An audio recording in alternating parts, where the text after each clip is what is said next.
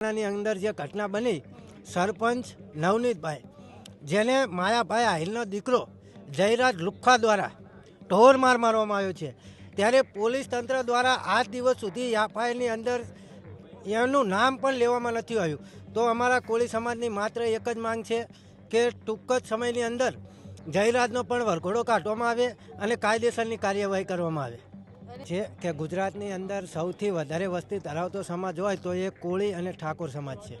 ત્યારે હર હંમેશ કોળી અને ઠાકોર સમાજ ઉપર અન્યાય, અત્યાચાર અને અસામાજિક તત્વો દ્વારા ઢોર માર મારવામાં આવી રહ્યો છે.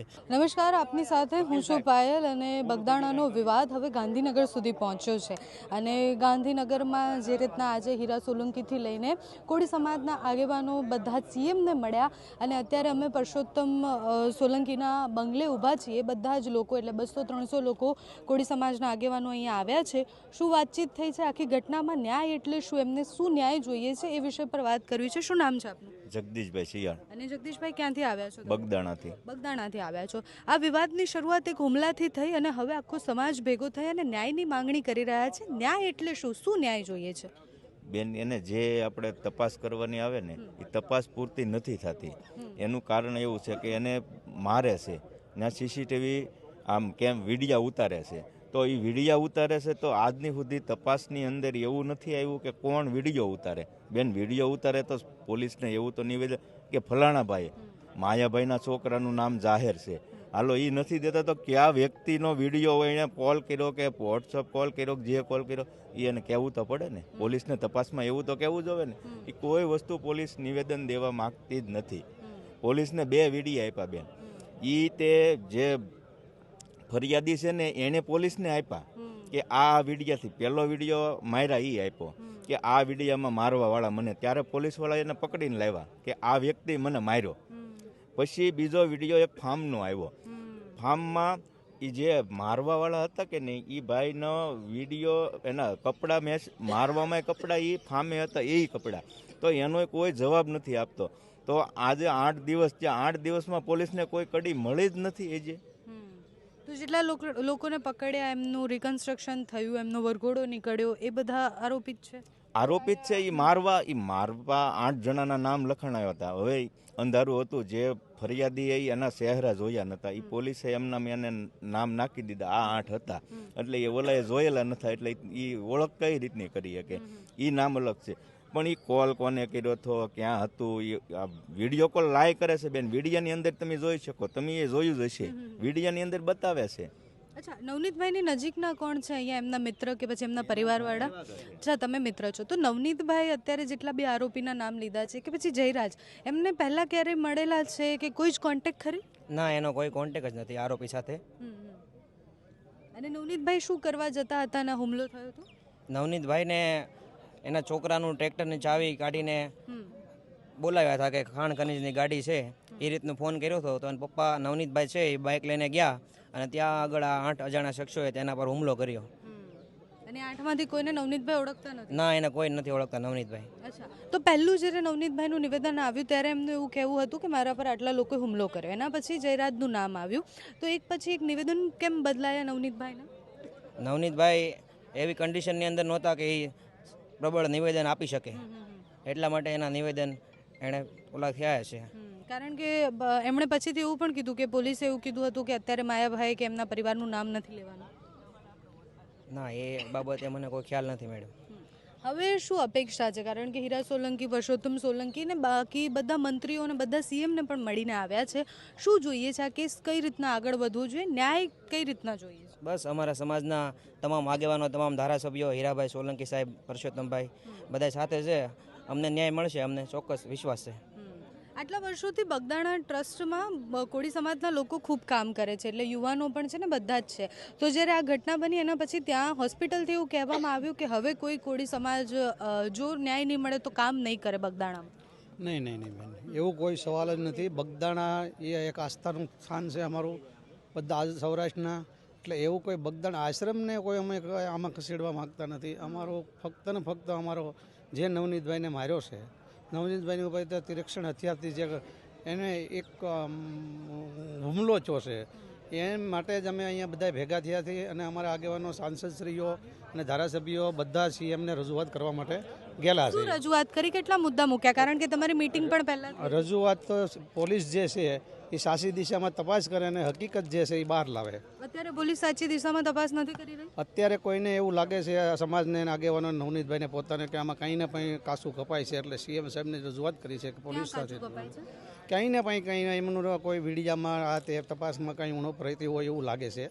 એટલે અમે બધા અહીંયા આવ્યા છીએ અને એમએલએ સાહેબ ને સાંસદ સભ્યશ્રીઓ સીએમ સાહેબને રજૂઆત કરી છે. જયરાજભાઈનું નામ સતત આવી રહ્યું છે, માયાભાઈના દીકરાનું. એમને ને નવનીતભાઈને પહેલાંથી કોઈ કનેક્શન કે પછી એની પહેલાં નવનીતભાઈ એમની સાથે ક્યારેય વાત કરી હોય? અમને કોઈ મને પોતાના આઈડિયા નથી, પણ જે કાંઈ અમે કોઈ વ્યક્તિ અત્યારે શું છે હું એને આપણે પોલીસની તપાસમાં સંપૂર્ણ રીતે બહાર આવશે. જે કાંઈ હશે, કોઈ પણ ગુનેગાર હશે, કોઈ પણ જે હિંસક હુમલો કર્યો છે એ વ્યક્તિ પોલીસ તપાસમાં કોઈ પણને બહાર લાવવા એ માટે સીએમ સાહેબને અમે મળેલા છીએ. અને એવું કેમ લાગે છે કે આની પાછળ જયરાજ છે? કારણ કે સતત એ નામ આવી રહ્યું છે, કંઈક તો કારણ હશે, એના પાછળના પુરાવા હશે. એ ખુદ નવનીતભાઈ પોતે કહેવા રહ્યા છે, ખુદને જેને માર માર્યો છે એ કહી રહ્યા છે, પણ એ વિષય પોલીસની તપાસનો વિષય છે એટલે પોલીસ સાચી દિશામાં તપાસ કરી રહી છે. કરી રહી છે તપાસ. હા. શું નામ છે પૂરું તમારું? પિન્ટુ કોળી. અને પિન્ટુભાઈ, તમારો ઓડિયો પણ વાયરલ થયો, વિડીયો પણ વાયરલ થયો. ન્યાય એટલે શું અને હવે આ લડાઈ સમાજ વચ્ચેની કેમ થઈ ગઈ છે? ન્યાય સમાજ માટેની એ રીતે થઈ ગઈ છે કે ગુજરાતની અંદર સૌથી વધારે વસ્તી ધરાવતો સમાજ હોય તો એ કોળી અને ઠાકોર સમાજ છે. ત્યારે હર હંમેશ કોળી અને ઠાકોર સમાજ ઉપર અન્યાય, અત્યાચાર અને અસામાજિક તત્વો દ્વારા ઢોર માર મારવામાં આવી રહ્યો છે. ત્યારે હજુ થોડા ટાઈમ પહેલાં તે બગદાણાની અંદર જે ઘટના બની, સરપંચ નવનીતભાઈ, જેને માયાભાઈ આહિરનો દીકરો જયરાજ લુખ્ખા દ્વારા ઢોર માર મારવામાં આવ્યો છે.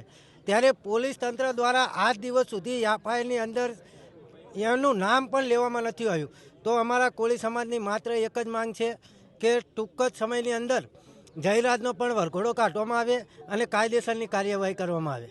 અને તમે જે રીતના કહી રહ્યા છો એ તો પોલીસની તે તપાસ પછી જ ખબર પડશે કે મુખ્ય આરોપી કોણ છે ને શું છે. તમારા આક્ષેપો આટલા જયરાજભાઈ અને એના આસપાસના કેમ છે?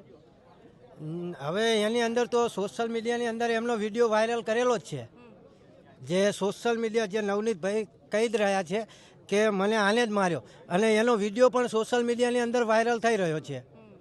તો શું ન્યાય એટલે શું જોઈએ છે? શું કાર્યવાહી પોલીસ કરવી જોઈએ?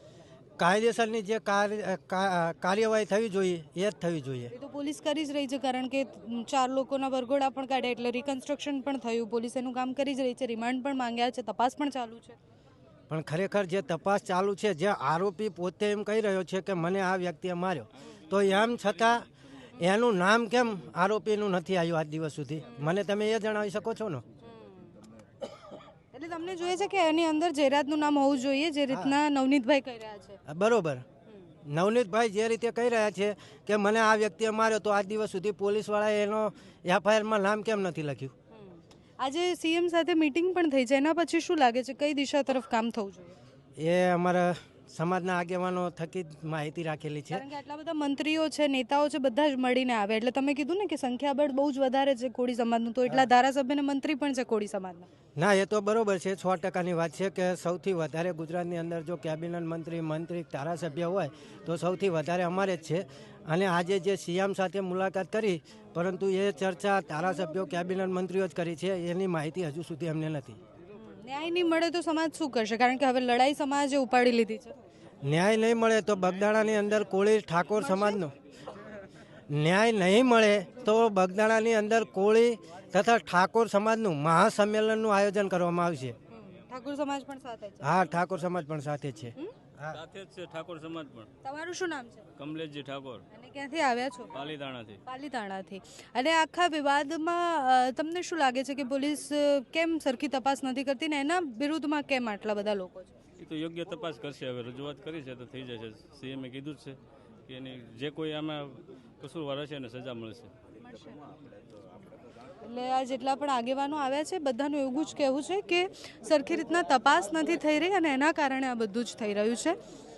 હવે જેટલા પણ આગેવાનો છે એ લોકો સાથે વાતચીત પણ કરી છે અને જોઈએ આગળ શું થાય છે, કારણ કે હીરા સોલંકી અને બધા જ આગેવાનો સીએમને મળીને આવ્યા છે. આજે આ વિષય પર કોઈ મોટો વળાંક કે કંઈક નવા જૂની થાય આ કેસમાં એવું અત્યારે દેખાઈ રહ્યું છે.